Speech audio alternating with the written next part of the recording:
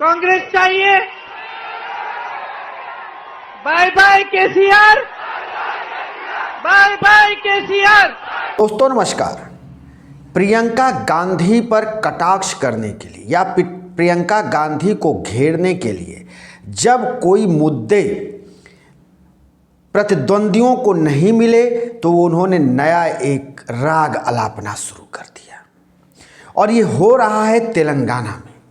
तेलंगाना में विधानसभा चुनाव होना है और वहाँ प्रियंका गांधी जबरदस्त प्रचार प्रसार कर रही हैं, यानी कांग्रेस के लिए ताबड़तोड़ रैलियां कर रही हैं और उनके रैली में लाखों लाखों की भीड़ जुट रही है।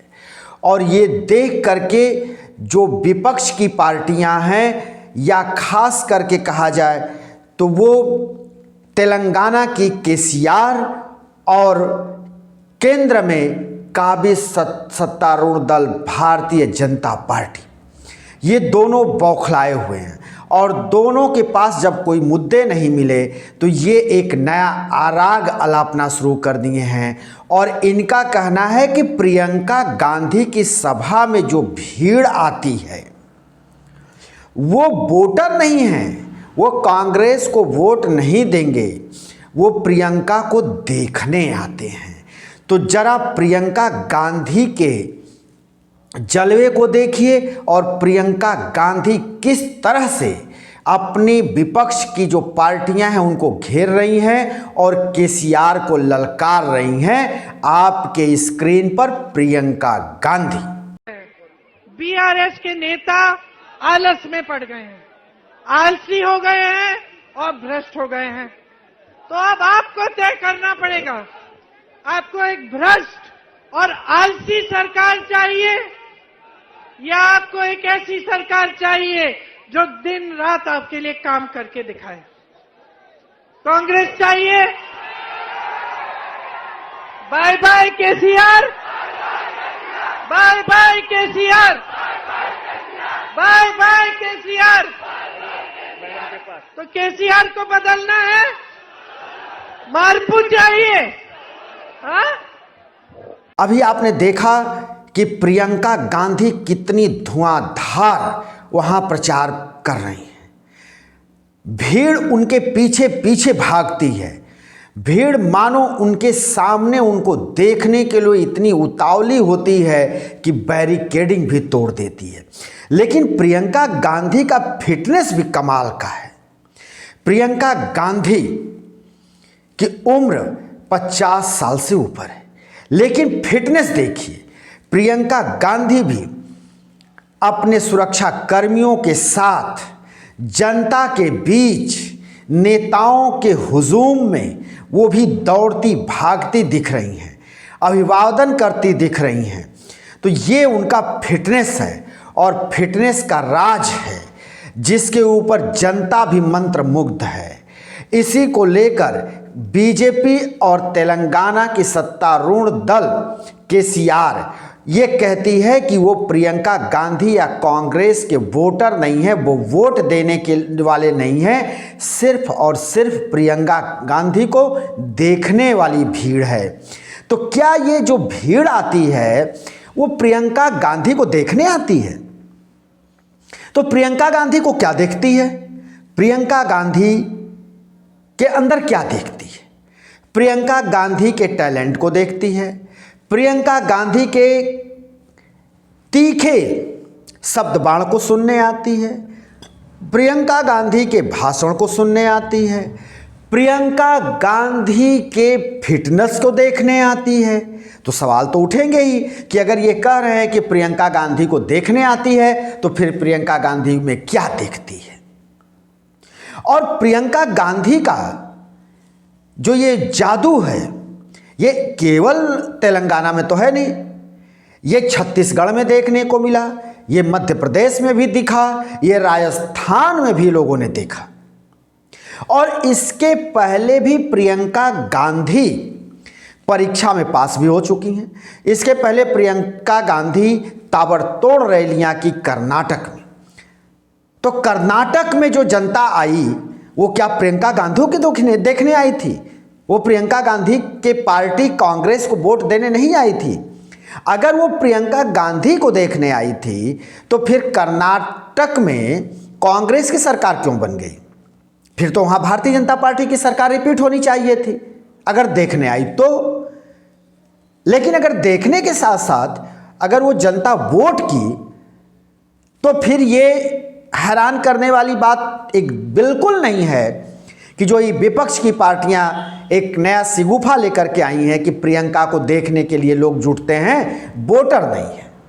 तो अगर प्रियंका को देखने ही अगर भीड़ आ रही तो फिर कर्नाटक में और हिमाचल में कांग्रेस की सरकार क्यों बना दी? ये एक अपना एक विचार है, एक अलहदा है। राजनीतिक पार्टियां बचती हैं जब राजनीतिक पार्टियां देखती हैं कि हम कहीं कमज़ोर पड़ रहे हैं तो वो कोई न कोई नए सिगुफे के साथ सामने आती हैं। उनके प्रवक्ता आते हैं, उनके नेता आते हैं, वो अपने बचाव में बोलते हैं। तो अगर ये देखा जाए तो 3 दिसंबर को जब रिजल्ट आएगा तो ये साबित हो जाएगा कि जो भीड़ प्रियंका गांधी के सभा में लाखों की आ रही थी और प्रियंका गांधी उसी अंदाज में भाषण की शुरुआत कर रही थी और भारतीय जनता पार्टी प्रधानमंत्री को घेरती दिख रही थी, तेलंगाना में केसीआर को घेर रही हैं, तो क्या जनता ने उनके ऊपर मुहर लगा दी कि अगर उनकी सभा में आ रही है जनता, उनकी सभा में भीड़ आ रही है तो कांग्रेस के वोट में तब्दील हो रही है? या जो ये लोग कह रहे हैं सिगुफा एक छोड़े हुए हैं कि उनको देखने आती है, ये भी तय हो जाएगा कि अगर कांग्रेस लूज करती है तो इस बात को भी हवा मिलेगी कि वो जो प्रियंका गांधी की सभा में, जनसभा में जो लोग आते थे वो प्रियंका को देखने आते थे, ना कि वो वोटर थे। लेकिन ये तो साफ है कि प्रियंका गांधी ने अपने भाषण से, अपनी रैलियों से, ताबड़तोड़ जनसंपर्क से छत्तीसगढ़ हो, मध्य प्रदेश हो, राजस्थान हो, इन तीनों जगह के विधानसभा चुनाव में सत्ता में आने का खम ठोक रही भारतीय जनता पार्टी की नींद उड़ा दी है। कुछ यही हाल इस वक्त तेलंगाना में भी है और तेलंगाना में भी जिस तरह से धुआंधार कांग्रेस के लिए प्रियंका गांधी रोड शो कर रही हैं, जनसभाएं कर रही हैं और कटाक्ष कर रही हैं अपने भाषण में, उससे ये निश्चित हो जाता है कि वहाँ भी प्रियंका गांधी का जादू चल रहा है, लोगों के सिर चढ़कर बोल रहा है। तो ये आने वाला वक्त जरूर बताएगा और ये 3 दिसंबर को तय हो जाएगा जब ये 5 राज्यों का चुनाव परिणाम आपके सामने होगा। तो ये तो सत्ता दल और विपक्ष में ये आरोप प्रत्यारोप के दौर चलते ही रहते हैं। लेकिन प्रियंका गांधी जहां भारतीय जनता पार्टी और नरेंद्र मोदी को बड़ी ही सहजता से घेरती हैं, बड़ी सहजता से उनके ऊपर कटाक्ष करती हैं, प्रश्नों के बौछार कर देती हैं, सवाल पूछती हैं, वहीं राहुल गांधी सीरियस मूड में हमलावर दिखते हैं। राहुल भारतीय जनता पार्टी और नरेंद्र मोदी को सीरियस लेते हैं, लेकिन प्रियंका गांधी भारतीय जनता पार्टी और नरेंद्र मोदी को किसी भी तरह से वो सीरियस लेने के मूड में नहीं दिखाई देती हैं।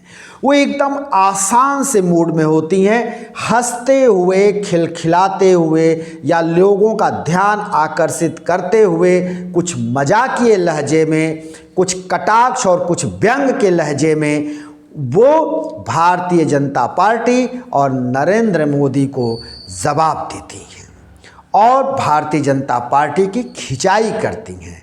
वैसे ही जैसे केसीआर के लिए वो तेलंगाना में कह रही हैं बाय बाय केसीआर, तो जनता से भी आवाज़ आती है बाय बाय केसीआर। तो इस तरह से प्रियंका गांधी का राजनीतिक कारवां आगे बढ़ रहा है। दोस्तों, हम फिर कोई नया वीडियो लेकर आपके सामने हाजिर होंगे। तब तक के लिए शिव मूर्ति दुबे को दीजिए इजाजत।